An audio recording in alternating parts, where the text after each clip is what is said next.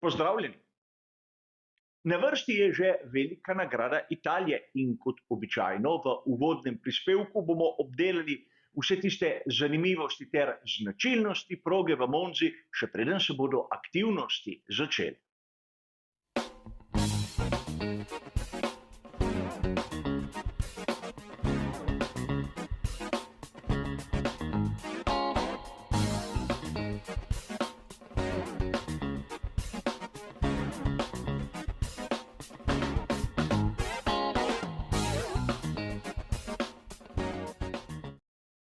Tudi tokratni uvodni prispevek bo kot ponavadi razdeljen na 3 dele.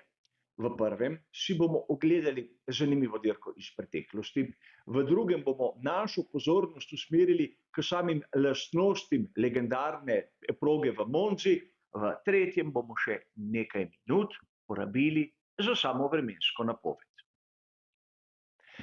Verjamem, v Monzi, v tako imenovanem templju hitrosti, se je zgodilo dosti dirk, katere si zaslužijo našo pozornost. Ampak danes si bomo ogledali izvedbo, ki po mojem videnju sodi v ta prispevek. Namreč dirko za veliko nagrado Italije leta 1961, kjer bomo videli zanimivosti, zmage in tudi tragedijo. Najprej je treba poudariti, da leta 1961 je dirka za svetovno prvenstvo Formule 1 potekala tudi po ovalu. Kako, se lahko sprašuje marsikdo izmed vas? Izjemno enostavno. Najprej so vozniki odpeljali tisti del proge, ki nam je danes znan. Seveda brez šikan, ki so jih dodali kasneje.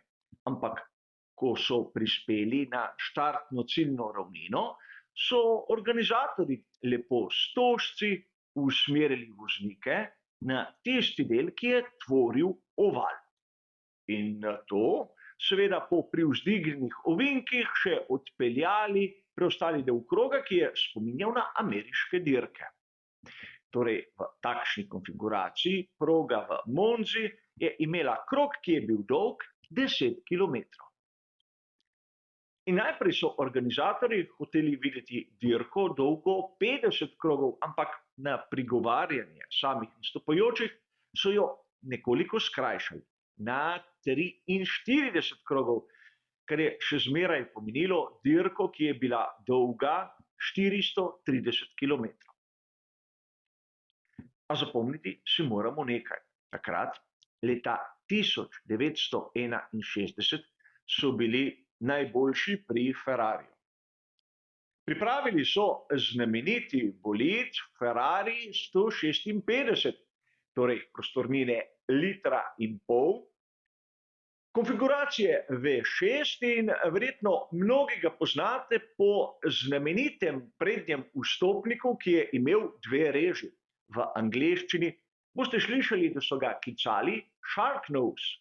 Seveda tudi v kasnejših letih so uporabljali prav ta bolid, ampak z različnim prednjim delom. In na samih kvalifikacijah so bili na prvih 4 mestih sami Ferrari scuderije. Seveda v 60 letih je bilo dovoljeno imeti tudi več bolidov kot samo 2, kar vidimo danes.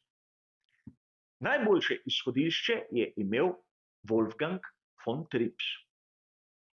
Nemški grof, ljubljenec občinstva in tudi Enza Ferrarija, med prijatelji znan kot Taffy. Na drugem mestu Ricardo Rodriguez, brat Pedra.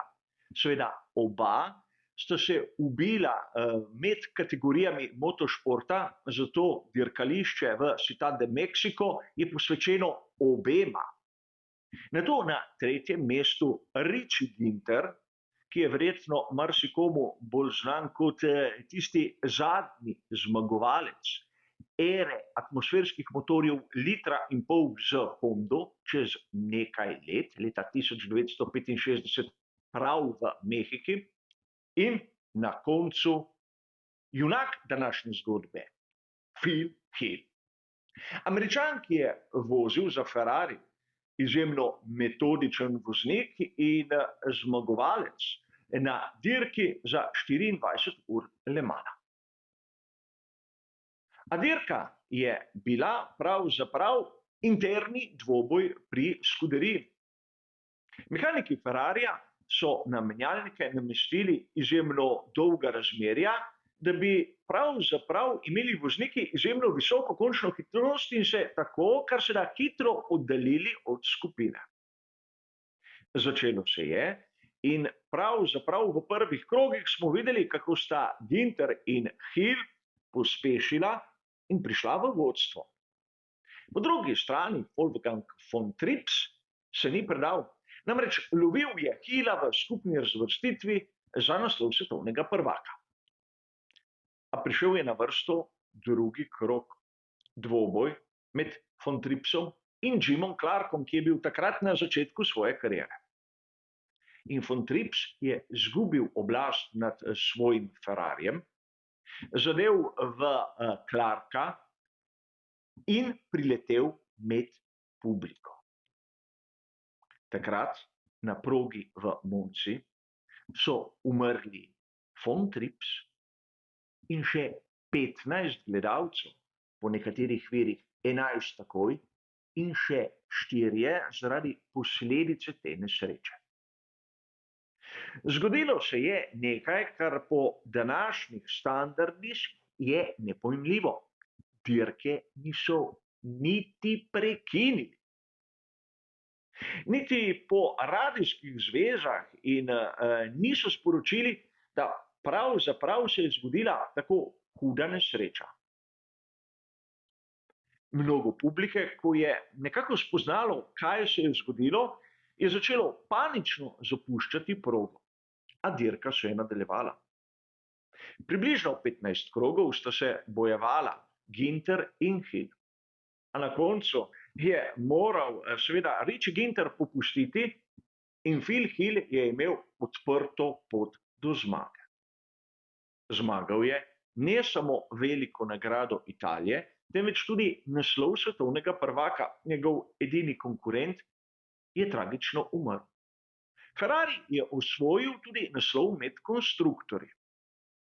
A pravzaprav ta zmaga z grenkim preokusom je pomenila, da na zadnji dirki sezone sploh Scuderia se ni pojavila. In konec koncev, kot vidimo na tej skici, od sezone 1962 ovala niso več uporabljali, kar se tiče dirk svetovnega prvenstva Formule 1. Seveda, še danes lahko vidimo ostanke tega spomenika in seveda oval je zarisan v samem simbolu proge v Monzi, a pravzaprav leta 1961 je bilo zadnjič, ko se ga je zares uporabljalo. Zgodba, katero menim, da moramo mi, navdušenci, poznati. A poglejmo si sedaj, kaj pravzaprav pomenijo vsi tiste vrednosti, ki nam jih predstavijo pri Pirelliju pred začetkom vsake dirke za veliko nagrado. Kot vidimo na njihovi preglednici, bomo imeli tu najmehkejši izbor pnevmatik C3, C4 in C5. Če se kdo sprašuje, zakaj, zaradi samih delovnih temperatur, namreč mehkejša kot je pnevmatika, na nižjih temperaturah deluje in v Monzi je ogromno ravnin in na ravnini, hočeš nočeš, se pnevmatika ohlaja. Treba je poudariti, da tu v Monzi bomo drugič videli to alternativno dodelitev pnevmatik ali alternative tire allocation. Seveda to pomeni, da v bistvu v prostih treningih bomo videli manj dogajanja. Namesto 10 kilometrov, kolikor je meril krog v tisti zgodovinski dirki leta 1961, v današnjem času krog meri samo 5793 metrov, kar je bistvena sprememba, ampak še zmeraj proga v Monzi med tistimi malce daljšimi. In če pogledamo lastnosti, kljub temu, da smo videli nekaj novih šikan, je, kar se tiče specifikacij, izjemno nezahtevna proga to pnevmatik.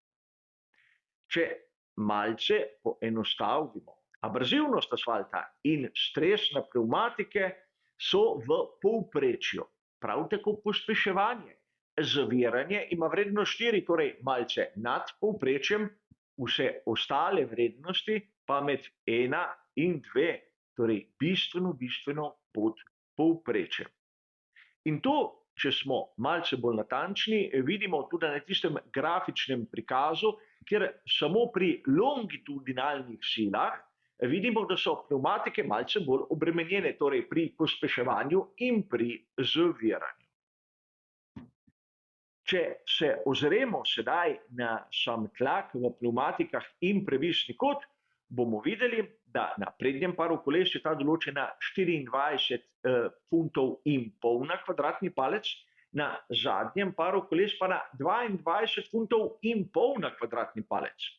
Torej vidimo lahko, da je tlak malce višji od tistega običajnega in tudi razlika med prednjo in zadnjo osjo je še zmeraj v mejah normale, ampak malce bolj skupaj. Previsni kot na prednji osi 3 stopinje, na zadnji osi 2 stopinji, seveda v obeh primerih negativni kot. A treba je tu se zavedati, da proga v Monzi je specifična, edina pravzaprav, ki zahteva svoj poseben aerodinamični komplet. Seveda lahko se uporablja tistega z najmanj aerodinamičnega oprijema, ki smo ga videli na drugih progah, ampak tu, kot sem že dejal, v bistvu gre za ravnine, ki so povezane z nekimi blagimi ovinki. A o tem, kako so pripravile ekipe aerodinamično podobo, bomo govorili malce več v naslednjem prispevku pred kvalifikacijami. Seveda, sedaj še je potrebno nekaj minut porabiti za samo vremensko napoved, ki bo tokrat malce drugačna od tistega, kar smo videli na primer na veliki nagradi Nizozemske. V petek in soboto bo delno oblačno. Temperature v petek med 18 in 26 stopinj Celzija, v soboto med 19 in 27 stopinjami Celzija. Torej, lahko bi dejali, da vremenski pogoji skoraj da idealni. V nedeljo sončno, kar pomeni, da se bo temperatura še rahlo dvignila, vsaj kar se tiče zraka, med 19 in 30 stopinjami Celzija. Torej, dejali bi lahko, da za veliko nagrado Italije v templju hitrosti, v tretji najstarejši progi v zgodovini motošporta, idealni vremenski pogoji. Nekatere napovedi pravijo, da v petek bi lahko malce deževalo, ampak to ne bo pokvarilo tistega generalnega vtisa. Kot običajno, tudi tokrat zaradi sodelovanja s sportklubom, bo verjetno predvsem petkov prispevek objavljen malce kasneje, ampak upam, da ne toliko, da vas bo zmotilo. Vsekakor pa lahko pričakujemo praznik, kot smo ga navajeni v Italiji, tudi z novimi barvnimi shemami, ki bodo zopet prikazane malce bolj podrobno v naslednjem prispevku. Kar se tiče pa današnjega uvoda, bo to vse. Hvala za vašo pozornost in nasvidenje.